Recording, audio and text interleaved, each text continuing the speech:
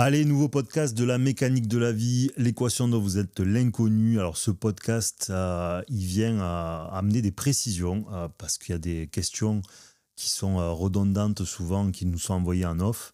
Et je pensais qu'il était important de les traiter justement pour les éviter. Et donc, si elles sont redondantes, c'est qu'elles méritaient éclaircies. Et donc, on va essayer de faire cette petite éclaircie durant ce podcast. D'ailleurs, c'est des notions qui sont les plus importantes à comprendre, probablement. Donc, vraiment, j'insiste sur celui-là. Écoutez-le en entier parce qu'il mérite attention et d'être compris. Voilà. Allez, on enchaîne tout de suite. Donc, la première chose sur laquelle il faut être très très clair pour comprendre et bien appréhender la mécanique de la vie et comprendre l'aspect systémique des choses, c'est bien évidemment que tout le monde horizontal, c'est-à-dire notre vie, le quotidien, votre maison, la façon dont est construite une maison, ce que vous posez sur votre toit, vos interactions familiales, scolaires, la façon dont vous mangez, une fourchette, en fait, tout ça n'a qu'un seul intérêt, vous donner des indices pour comprendre ce qu'il y a à comprendre de la vie. Rien n'est le fruit du hasard. La fourchette, le couteau a une raison en fait d'être, comme absolument tous les millimètres et toutes les particules de cette planète. Elles n'ont aucune autre fonction que vous amener de l'information pour comprendre ce qu'on appelle communément la vie.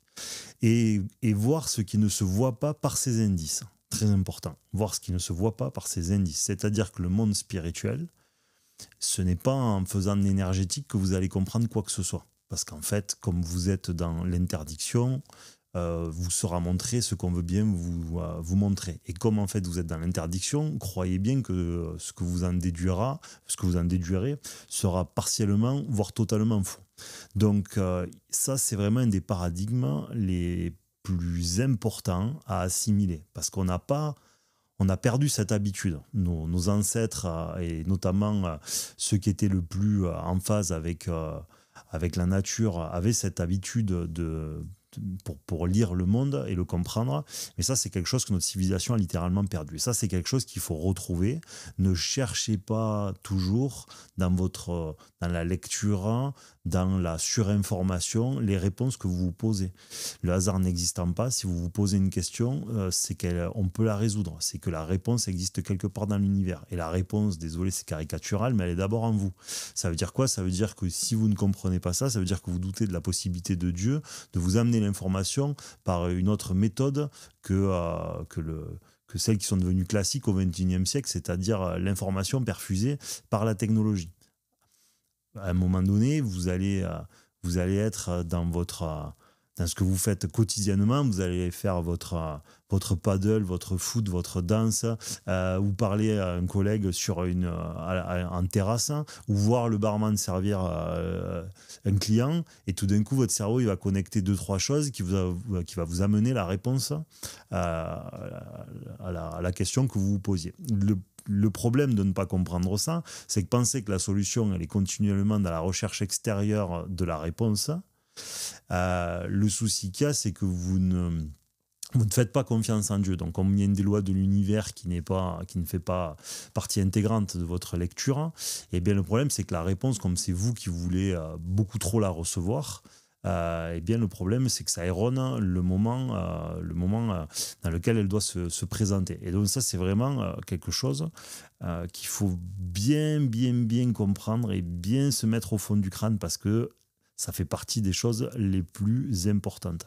Tout ce que vous vivez, tout ce qui vous entoure dans la plus petite des lectures ou des angles n'est rien de plus qu'un indice laissé là par Dieu pour vous faire comprendre ce qu'il y a à comprendre en fait. Il n'y a aucun hasard. Tout est à sa place et tout est une pièce du puzzle que vous êtes là pour résoudre. Donc ça, c'est vraiment quelque chose qu'il fallait repréciser parce qu'on est arrivé à un moment de l'histoire de l'humanité où on finit par croire que toute création issus, que ce soit de la technologie, du progressisme, de la science, est une création humaine. Oui, d'accord, mais l'idée est venue dans un cerveau, et l'idée, comme le hasard n'existant pas, elle a été consentie par Dieu, qu'on le veuille ou non. Donc cette idée-là, elle a une fonction. Et la fonction, c'est pas qu'un four pour réchauffer des aliments. La fonction, elle est toujours double. C'est-à-dire, il y a la fonction qu'elle va rendre dans le monde physique. Et ensuite, comme Dieu est beaucoup trop grand et puissant, il y a aussi une lecture beaucoup plus profonde, transposée à un imaginaire, on va dire, éveillé, ou à un moment de notre vie où on peut le recevoir, qui va vous amener la traduction de ce que ça peut représenter sur un autre plan. Bon, j'espère que c'est pas trop métaphorique, mais je pense que vous aurez compris l'idée. 80% des exemples qui sont sortis dans Mécanique de la vie n'ont jamais été réfléchis. Ils viennent spontanément. Parce que, comme Mécanique de la vie, comme la vie n'est ni plus ni moins qu'une lecture et une transposition de ce que nous connaissons, ça veut dire que l'exemple, la plupart, n'a pas besoin d'être réfléchi. Parce que c'est transposable de partout, parce que ça fait partie intégrante du tout. C'est un même monde qui se répond d'une certaine manière. Alors évidemment, il y a des exemples qui vont être redondants, parce qu'une fois que vous avez trouvé celui qui est le plus parlant, le plus significatif dans un contexte donné, bon, mais vous vous amusez pas là, à le changer tous les 4 matins, quoi. Surtout étant donné que le sujet est quand même extrêmement vaste. Donc ça, c'est la première chose sur laquelle il fallait vraiment revenir. Rien n'est le fruit du hasard. Si à la 50e de décimale, quand vous posez une équation, le chiffre est bon, ne croyez pas que ce que vous vivez ou ce qui est autour de vous n'a pas une fonction plus profonde que celle d'apparence, d'accord. Tout est toujours transposable à un plan de compréhension supérieure, au monde spirituel, ou à ce que vous avez à résoudre dans votre vie, si tant est que ce soit votre objectif. Mais bon, on est tous là pour ça, ne l'oubliez pas. Voilà, donc j'espère que ce premier point aura été suffisamment abordé. Ensuite, le deuxième, sur lequel il fallait vraiment revenir, parce que je pense qu'il n'a jamais été suffisamment explicité, c'est la notion de vrai et de faux, et de ce qui est juste et de ce qui ne l'est pas, et de ce qui vous est autorisé ou de ce qui ne vous l'est pas autorisé. Voilà. C'est-à-dire que il faut arriver à dissocier pour comprendre comment ça marche. Et là, vraiment, n'hésitez pas à réécouter plusieurs fois si nécessaire, parce que c'est contre-intuitif, même si avec différents exemples, ça risque de faciliter la vie. Pour résumer, la conscience, c'est-à-dire on ne peut pas savoir de qui on parle, d'accord ? La conscience la plus élevée aura la vérité la plus élevée, c'est-à-dire la vérité la plus probable. Ça, c'est le premier point. Donc, c'est comme si on le transposait à un immeuble où il y a plein d'étages. Vous ne pouvez pas connaître l'étage supérieur si vous n'êtes pas passé par celui-là, d'accord ? Puisque vous venez d'en bas, le monde physique et le monde de l'incarnation, c'est le monde d'en bas. Vous n'êtes pas dans les cieux, vous n'avez pas accès à l'information supérieure. Donc nous sommes tous en bas. Donc, si je suis au premier étage, je ne peux que présager, je ne peux qu'imaginer, je ne peux que supposer, je ne peux que probabiliser ce qui est aux étages supérieurs. Et ça, c'est un point très très important. C'est-à-dire, du point de vue de celui du premier étage, ce qu'il y a au deuxième étage, il ne le connaît pas. Et s'il est un peu obtus ou certain, il vous dira que ça n'existe pas. Là, vous revenez à la problématique qui est vraiment la plus délétère de l'époque à laquelle on vit, qui est une des rares choses qui est profondément agaçante, c'est les sachants et les certains. Les gens ont vécu au centre de la Chine, au centre de la Mongolie, ils t'expliquent que la mer n'existe pas. Et ils en sont absolument certains. Nous vivons ce siècle-là, le siècle des sachants qui sont persuadés de quelque chose et qui ne peuvent même pas se dire que la mer existerait, vous voyez, parce qu'ils ont toujours vécu au centre de la Terre. Et métaphoriquement, le centre de la Terre, c'est quand vous êtes coufi de certitude et d'ego. Donc en plus, ça colle parfaitement bien. Donc ça, c'est un deuxième point qui est important, c'est-à-dire que selon l'étage, alors déjà, n'existe que ce que l'on connaît. Et donc l'humain s'accroche à ça, alors qu'en fait, comme on ne connaît pas le deuxième, et le troisième et le quatrième étage, en vérité, on n'en sait fichtrement rien. On ne peut que supposer. Bon, ça, c'est le premier point qui est important. Le deuxième point, c'est celui-là sur lequel je voulais arriver. C'est celui-là qui est le plus compliqué, probablement à comprendre, mais néanmoins qui est le plus important. C'est que selon là où vous vous situez, je parle en termes de compréhension, notamment, va faire ce que vous êtes autorisé ou non à faire dans votre vie, et ce que vous allez faire aussi sera pour vous positif ou négatif, ou autorisé ou non autorisé, ou soumis à petite dette ou à une grosse dette. En d'autres termes, je m'explique. Ce qui est vrai pour l'enfant de 3 ans ne l'est déjà plus pour celui de 10 ans.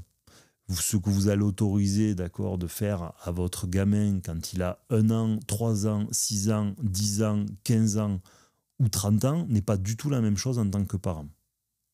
Parce que tu te pisses dessus, comme on l'a déjà dit, quand tu as 8 mois, c'est une chose. Que tu te pisses dessus quand tu as 2 ans, bon, déjà, ça commence à être tardif. Si tu continues à 5 ans, ça pose de vrais problèmes. Et à 40, bon, ben, soit tu as une pathologie, auquel cas, bon, c'est pas ta faute, soit, soit il faut aller en psychiatrie presque. Vous voyez, donc, quelque chose qui n'est pas du tout grave parce qu'on n'en a pas le contrôle initialement devient extrêmement grave à des âges plus avancés. Bon, même si l'exemple du pipi, c'était un peu pour faire l'animation aussi, j'en conviens. Voilà. Donc, là où je veux en venir, c'est que si quelque chose est autorisé et n'est pas grave, et donc n'est pas soumis à une dette à un jeune enfant, il en sera contraire lorsqu'il sera à un âge plus avancé. Transposé au monde physique, au monde spirituel, ce que vous étiez autorisé à faire à un certain stade de votre vie ou à un certain stade de compréhension n'est plus la même chose maintenant que vous avez mûri, compris, ou même si vous avez ni suffisamment mûri ni suffisamment compris, vous avez une invitation à comprendre quelque chose qui vous échappe pour le moment. En d'autres termes, ce que vous pensez être autorisé, d'où le principe d'incertitude qui est obligatoire dans la mécanique de la vie. Ne soyez jamais, jamais, jamais certain. Vous êtes plus ou moins, vous pensez qu'il est plus ou moins probable qu'une chose soit ou qu'elle soit différente. Eh bien, c'est la même chose. Il faut à ce moment-là réfléchir au champ des possibles. Parce que ce qui vous était initialement autorisé vous est à présent littéralement interdit. Vous avez une invitation à comprendre que dans l'absolu, c'était interdit. Voilà. On peut prendre l'exemple, par exemple, de l'enfant une fois de plus. Quand vous allez expliquer à un enfant de 1 an comment on fait les bébés. Bon, elle fait peut-être pas 1 an, peut-être plus 3. Bon, je suis pas expert. Je suis pas expert à quel âge des enfants se posent ces questions-là. Je me souviens guère. Au début, vous allez lui expliquer quoi? Bon, que c'est la cigogne qui vient, qui met le bébé dans le paquet. Bon, peut-être à 7 ans, vous expliquez que il faut beaucoup d'amour, enfin il faut que papa plante la graine, ok. Après à 10 peut-être que ça sera, oui il faut beaucoup qu'ils s'aiment, etc. Bon, et à 15 ans vous vous dépêchez d'aller acheter des contraceptifs à votre fille et des préservatifs à votre fils, ou les deux. Voilà. Donc ça veut dire que ce que vous avez considéré comme étant interdit initialement, ou en fait autorisé à l'inverse, parce que vous adaptez en fait à la conscience et à la maturité. Donc là on est à la maturité en termes d'âge et d'éveil d'enfant, mais on parlera sinon de maturité spirituelle. N'est pas la même, c'est-à-dire que les attentes, comme la manière dont on doit envisager les choses et la vie, va littéralement changer en fonction de votre conscience et de votre connaissance des choses. Voilà. La difficulté, bien sûr, c'est que vous ne savez jamais où vous en êtes. Quand on parle de conscience, je sais, sur Internet, c'est infernal. On raconte tout et n'importe quoi. C'est la pleine conscience. Non, la pleine conscience,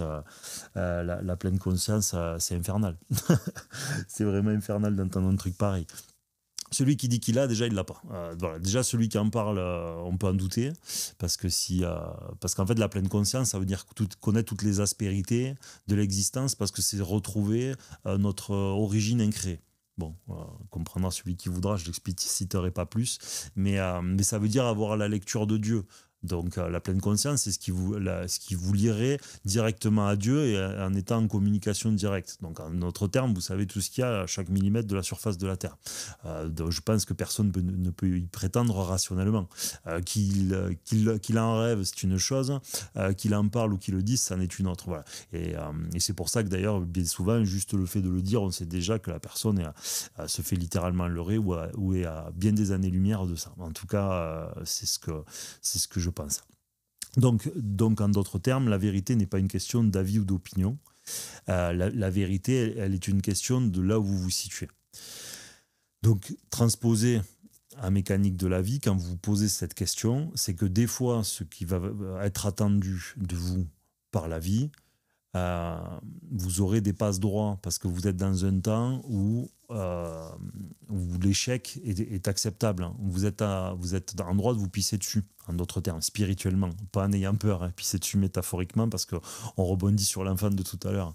Donc, c'est-à-dire que vous avez le droit de vous tromper. En fait, nous sommes fabriqués pour nous tromper. Nous sommes là pour ça. Simplement, au bout d'un moment, il ne faut pas insister inlassablement dans la mauvaise direction. C'est là où je veux en venir. Donc, la vérité n'est pas une question d'avis ou d'opinion. Elle est comme ce qui vous autorisez ou non à faire, c'est une question de conscience. C'est-à-dire, c'est ce que Dieu va attendre de vous. C'est dans votre relation à Dieu que votre autorisation va fluctuer.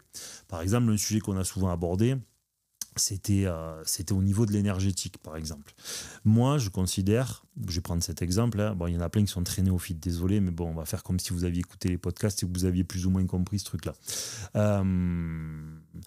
Admettons, où on va prendre l'astrologie, je préfère, à choisir, on va prendre l'astrologie.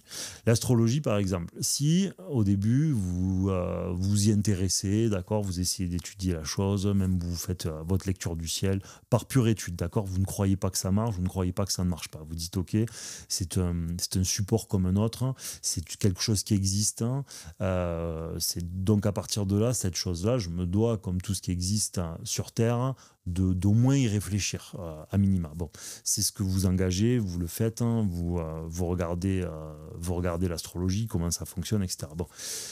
Au début, il n'y aura pas de souci, dans le sens où vous êtes dans la fréquence de la découverte d'une certaine matière. Vous n'êtes pas dans la fréquence de la transgression, parce que vous essayez de comprendre comment ça marche. Bon. Vous allez mûrir, vous allez comprendre de nouvelles choses de la vie, vous allez comprendre la confiance, vous allez commencer à vous poser des questions, et là tout d'un coup vous vous dites, ok, mais si en fait je veux anticiper les tendances que la vie amène à travers une création. C'est-à-dire l'astrologie, c'est la lecture planétaire. Les planètes sont une création. Donc si une planète est une création, ça veut dire que ce que je cherche à comprendre, c'est l'influence de la création, donc du système planétaire sur moi. Et donc ça veut dire que je cherche à être relié aux créations et non au créateur. Donc une fois que vous commencez à comprendre ça, vous dites hop, hop, hop. Du coup, l'astrologie, ça doit être complètement interdit. Parce que d'une part, ça veut dire que je ne fais pas confiance en l'avenir. Je ne fais pas confiance au fait que Dieu est partout et dans tout, et donc il me donnera ce qui m'est nécessaire, qu'il me donne le moment venu, et qu'en plus je peux me faire leurrer. Voilà. Donc je transgresse. Et donc une fois que je comprends ça, ce qui m'était partiellement autorisé initialement, donc c'est-à-dire faire de l'astrologie ou essayer de comprendre par ce biais-là, devient interdit parce que ma conscience a grandi, et ma foi aussi. Vous voyez le truc. Évidemment, c'est pour ça que dans la mécanique de la vie, des fois c'est compliqué, parce que ce qu'on va partager, ça va être un absolu. Ça va être dans l'absolu, c'est interdit. Mais dans la position dans laquelle vous vous trouvez, c'est peut-être autorisé. Voilà. Simplement, faites attention, parce que dans l'absolu, il est très probable que telle ou telle chose soit totalement interdite. Donc, gare aux dettes que vous allez produire en sortant en fait du droit chemin.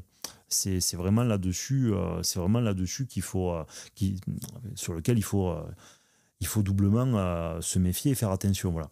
Donc vraiment pour synthétiser, selon vos dettes familiales, votre compréhension du monde, votre contrat à Dieu, vous avez des autorisations qui sont variables.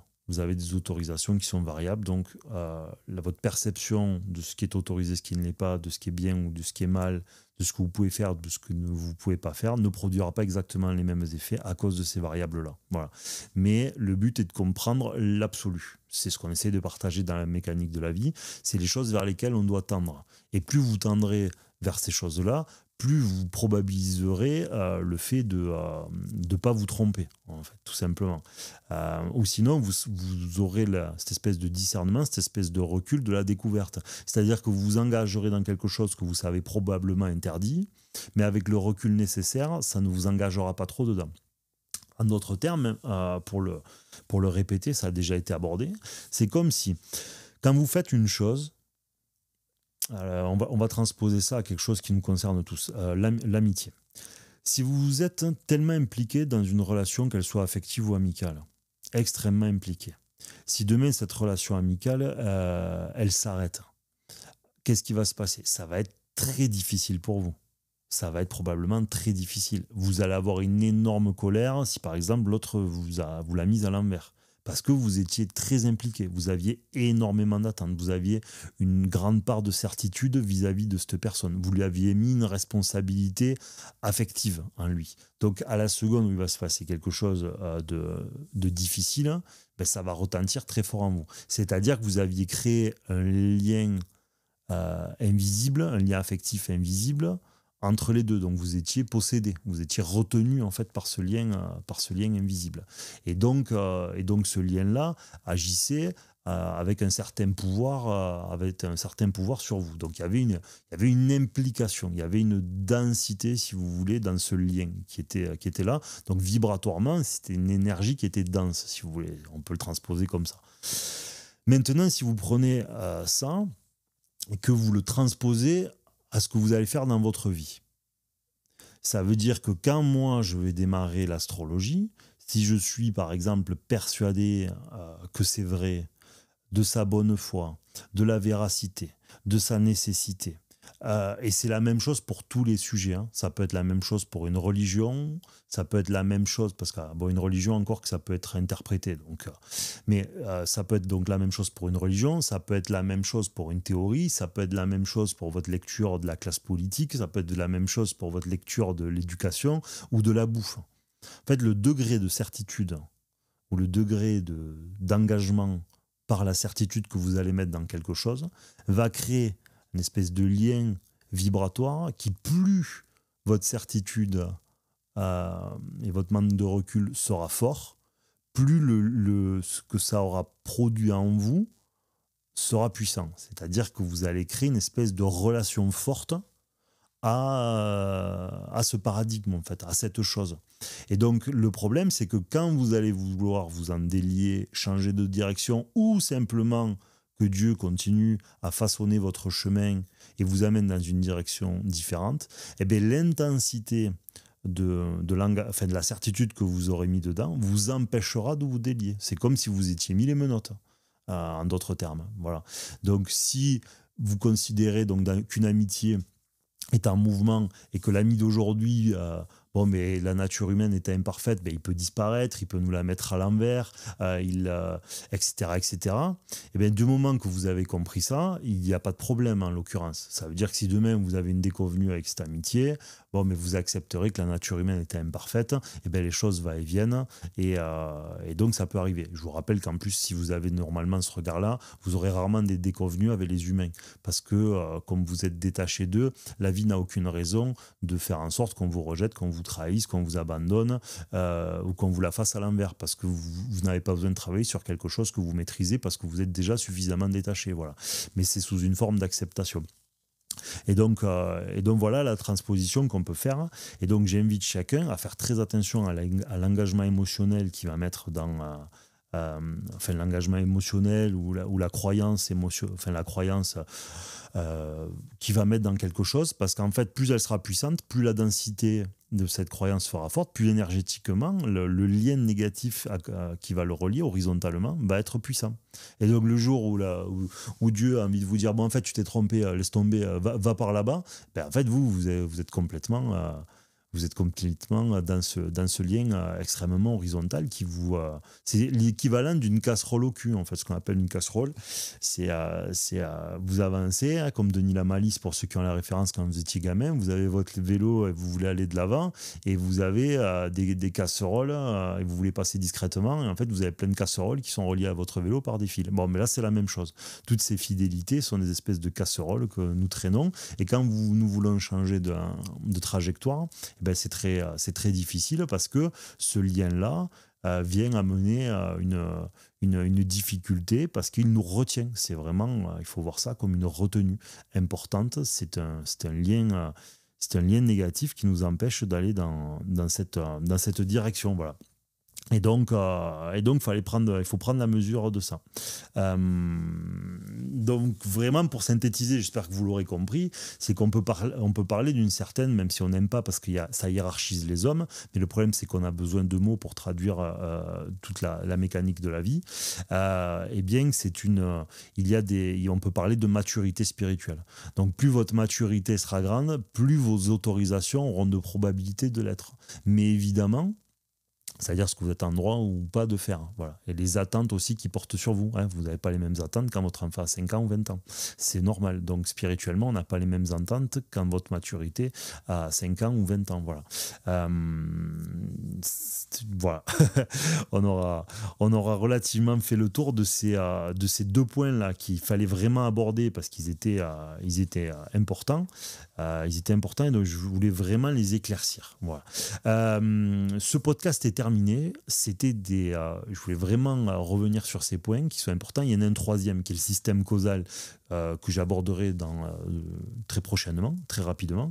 Je vous rappelle qu'il y a un live le week-end je vais vous dire une bêtise peut-être, du 23 au soir, donc dimanche 23.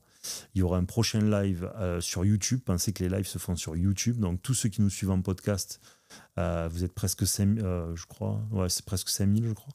Il y a très peu d'abonnés sur YouTube, donc pensez bien à vous abonner et mettez la clochette. Donc là, le prochain sera le dimanche 23. Pensez à noter d'ici là les questions, et notamment sur ce podcast, il y a quelque chose qui n'était pas assez clair. C'est des notions qui sont complexes.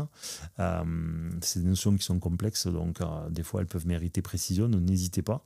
Voilà pour la première chose. Je vous rappelle que je propose toujours, je l'ai très peu dit parce que ce n'est pas le but, ça s'adresse uniquement à ceux qui suivent Mécanique de la vie et de manière un minimum assidue.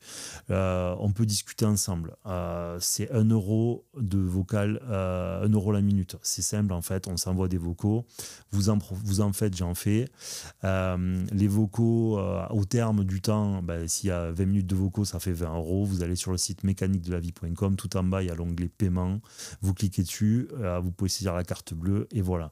Ça vous permet d'éclaircir certains points philosophiques ou des fois de parler un peu plus de vous. Pensez que si vous ne consommez pas le contenu, ça n'a aucun intérêt. Venez même pas, vous perdez votre temps littéralement. Mais bon, pour ceux à qui ça peut être utile, sachez-le, c'est pas le but pour l'instant. Je le fais parce que j'ai encore le temps de le faire. Voilà, mais c'est pas le but en soi. Mais bon, je vous le rappelle parce qu'il y en a qui sont encore surpris. Je ne l'ai dit qu'une fois ou deux, très ponctuellement, parce que ce n'est pas l'objectif, mais je veux laisser cette possibilité. Le contact, s'il vous plaît, quand vous me contactez, autant que possible sur Instagram, sur le compte Mécanique de la vie. Vous pouvez aussi sur le site mécaniquedelavie.com par le formulaire, mais j'aime moins parce qu'on ne peut pas faire de vocaux. Donc si vous pouvez par Instagram, c'est le top. Et pensez à activer et à vous abonner sur YouTube, et pensez à commenter ces podcasts. Il n'y a aucun commentaire presque sur les podcasts. Vous likez un peu, mais très peu commenté. Donc n'hésitez pas à prendre le temps aussi de commenter. Les copains, très bonne soirée. J'espère que ces points-là vous auront pu éclaircir ceux qui avaient des doutes et d'expliciter. Pensez que la vérité n'existe pas. La vérité est une vérité de probabilité. On peut simplement augmenter les chances de découvrir ce qui est plutôt tendancieusement vrai ou plutôt tendancieusement faux. La vérité est pour le créateur et nous n'en sommes que de simples interprètes. Mais quand nous le faisons bien, nous arrivons quand même à avoir accès à tout un tas de choses qui nous sidèrent, ce qui est déjà extrêmement bien. Voilà, à très bientôt les copains sur la Mécanique de la vie.